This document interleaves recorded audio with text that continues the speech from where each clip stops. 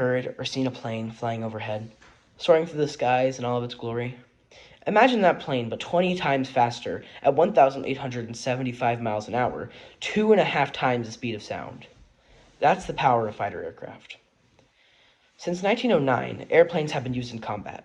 In the early days of aircraft, weapon producers yearned to weaponize these massive flying machines. In 1915, during the Great War, known as World War I, soldiers used planes to fly high above enemy lines and took photos of trench lines, mortar positions, and infantry encampments. The plane was commonly known as a triplane because it had 3 wings. These aircraft had become so widely used that pilots were flying on reconnaissance mission and waving at each other and being friendly. By 1917, however, they had become around outdated and old. Eventually, guns were attached to the various aircraft. Along with these changes, they removed a wing and made the biplane, a plane with 2 wings. Pilots even went as far as dropping mortar shells by hands onto targets and using them as bombs. By World War II, the bi-winged plane had become the most obsolete. By the late 1930s, single-winged planes had become the most prevalent type of plane. The most common of these was the German Messerschmitt Bf 109, a common plane with many variants in planes being used by the Axis powers throughout the war. The monoplane was quickly found to be the best type of plane available, and they developed quickly. Researchers started building planes with light materials such as aluminum alloy. The new streamlined planes had powerful guns equipped to them, and the true meaning of aerial warfare had just begun. Above the battlefield, planes fought each other for air superiority in key areas of conflict. The front lines of Europe and Asia had air battles that saw upwards of 2,700 deaths in the air. Towards the end of World War II, the German Air Force developed the Messerschmitt Me-262, the very first aircraft that had ever used jet engines.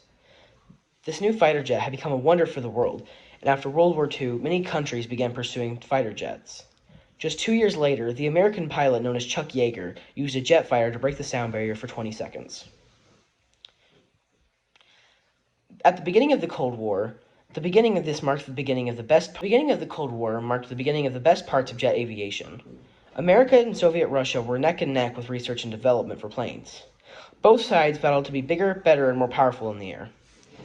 The United States developed the XB-70 Valkyrie and B-1 Lancer towards the beginning of this war.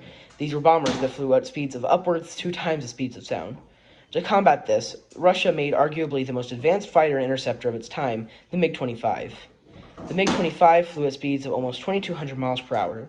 It went high and far above the standards for its time. So where are we today? In the present, we have planes that are built to withstand anything, and fighter jets can destroy targets from 150 miles away.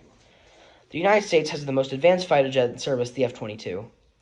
The F-22 can go upwards of 1,500 miles an hour and has a defense system like no other. On radar, it has a cross-section, the size of the plane, of around 0.01 millimeters. In combat, it can hold its own from ranges of 100 miles or more at a time. The modern concept of fighter planes is not anywhere near what it was around 100 years ago. In just 100 years, we went from planes that can go slower than the average car at 30 miles an hour to ones that can go by in a blink of an eye at 3 times the speed of sound or more. It's incredible how far we've came in just such a short time.